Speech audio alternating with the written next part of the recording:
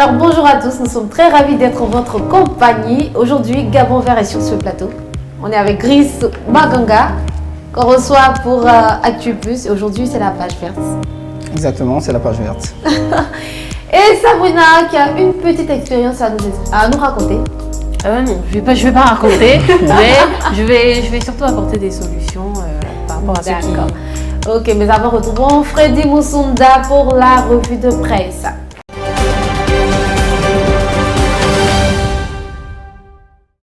Ravi, chers internautes, de vous retrouver pour ce nouveau tour d'horizon des unes de l'actualité. Vous regardez la revue de presse sur la matinale de AM 241 TV. Bonjour messieurs et dames. Zone de libre-échange de Gabon accueille un forum de sensibilisation, nous dit votre site d'information. Média 241, un forum national de sensibilisation et d'information sur la zone de libre-échange continentale, se tient à Libreville du 26 au 27 février 2020. Les participants de ce forum pourront exprimer leurs attentes concernant la démarche à prendre pour la préparation d'une stratégie nationale d'implémentation de la zone SLECAF au Gabon. Selon News 241, la zone de libre-échange continentale africaine est désormais opérationnelle. Il est à noter que depuis le 30 mai 2019, l'accord établissant la zone de libre-échange continentale est opérationnel et les échanges commerciaux de cet accord commenceraient le 1er juillet 2020, nous dit le site d'information.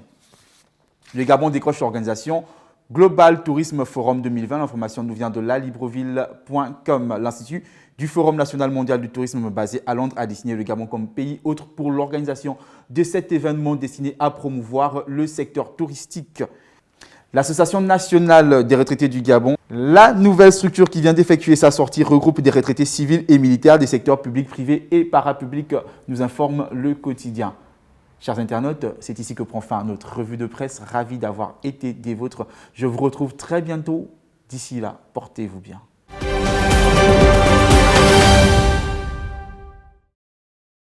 Alors, c'est bon pour l'actualité. Merci Freddy pour ces informations.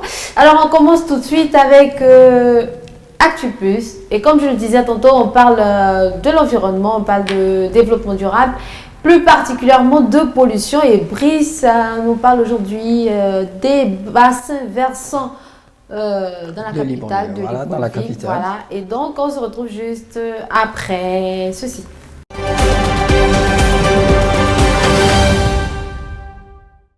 Alors, la pollution des bassins versants n'est pas sans conséquence sur la santé des populations.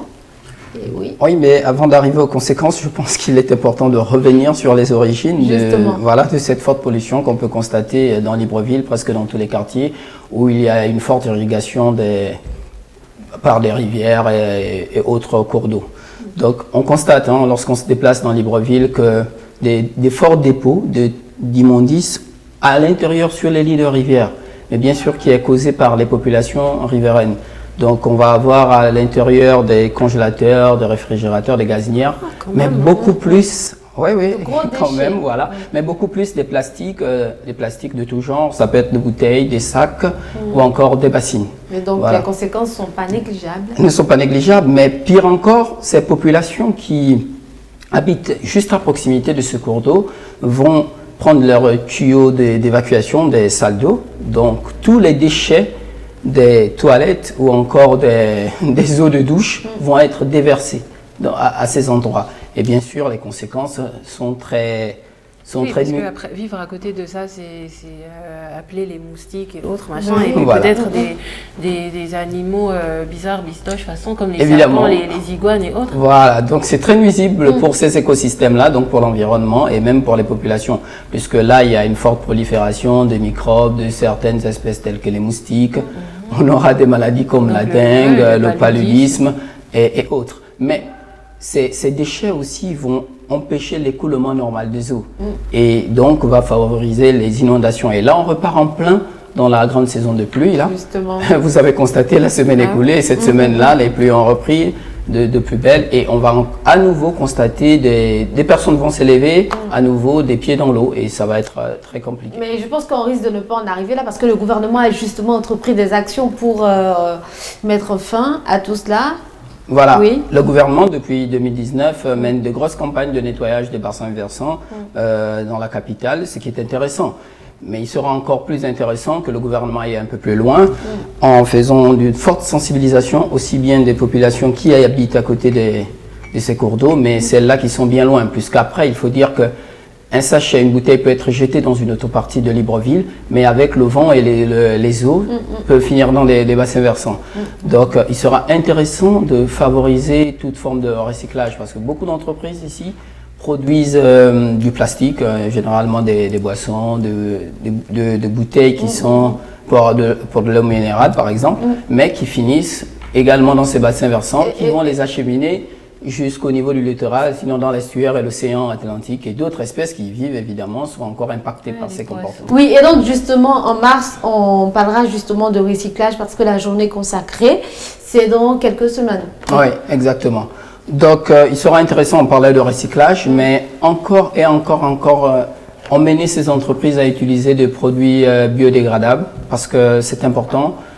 Jusqu'ici, les Gabonais ne savent pas trier les déchets, ne savent pas réutiliser les déchets et même valoriser. Et là, mais c'est des choses qui, c'est des choses qui font pas forcément partir de notre culture. Voilà. Et c'est des choses qui s'apprennent à travers des campagnes de sensibilisation. Bien si sûr. Ailleurs ça se fait, c'est parce que les gens ont été éduqués à cela. Évidemment. Et il y a eu des moyens d'accompagnement, des mesures d'accompagnement. Voilà. Mais un autre élément qui est très important, c'est qu'il faut qu'on apprenne à sanctionner des comportements d'incivisme.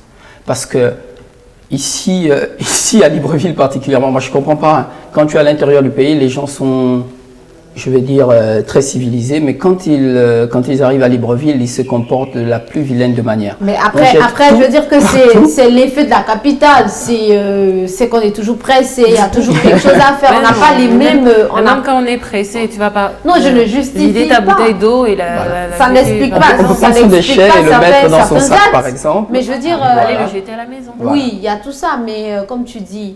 Pour préserver l'environnement, ça commence par de petits gestes. Oui. Juste mettre à la poubelle sa petite banal, bouteille qu'on a utilisée ou mettre dans son sac, après le remettre à la poubelle. Il serait bien aussi d'avoir des poubelles dans des endroits, dans des coins de rue. Exactement. De ne pas avoir à chercher renforcer, de renforcer les dispositifs. Voilà. Peut-être ajouter que c'est quelqu'un qui est dans sa voiture, il boit son coca, après il jette la voilà. C'est vrai que c'est choquant de voir tout ça. Voilà, mais je pense que Brice, pour aujourd'hui, l'information est super bien passée. Ouais. On a bien noté que les bassins versants, c'est important de veiller à ce qu'ils soient propres. Évidemment. Et aussi de pouvoir intégrer dans notre comportement les petits gestes qui sauvent l'environnement. C'est très important. Ouais. Et je pense que c'est sur ça qu'on va fermer la rubrique Actu Plus. Et donc, on continue avec Info Santé. Mais aujourd'hui, on parle avec Sabrina. Sabrina qui a vécu une journée très noire hier. Et je crois que de là est sorti beaucoup de choses. Et on reste juste après ceci, on découvre de quoi il s'agit exactement.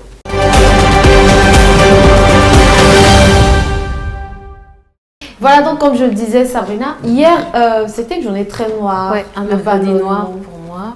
Voilà, j'étais très ballonnée pendant au moins 3-4 heures. Voilà, donc le ballonnement, ça touche au moins une personne sur deux et c'est très désagréable. Donc voilà. Ça fatigue dans ta tête, tu as dit non, aujourd'hui il faut que dans l'Info Santé on parle de ballonnement. Donc il faut que je partage avec vous aujourd'hui les remèdes que j'ai dénichés, les remèdes miracles que j'ai dénichés. Voilà, pour vous soulager, pour soulager ceux-là aussi qui souffrent de ballonnement et peut-être pour prévenir aussi, parce que même si tu n'en souffres pas encore, tu peux tout de même consommer ces remèdes pour prévenir déjà des ballonnements. Donc cette rubrique aujourd'hui, elle est faite en bonne expérimenté.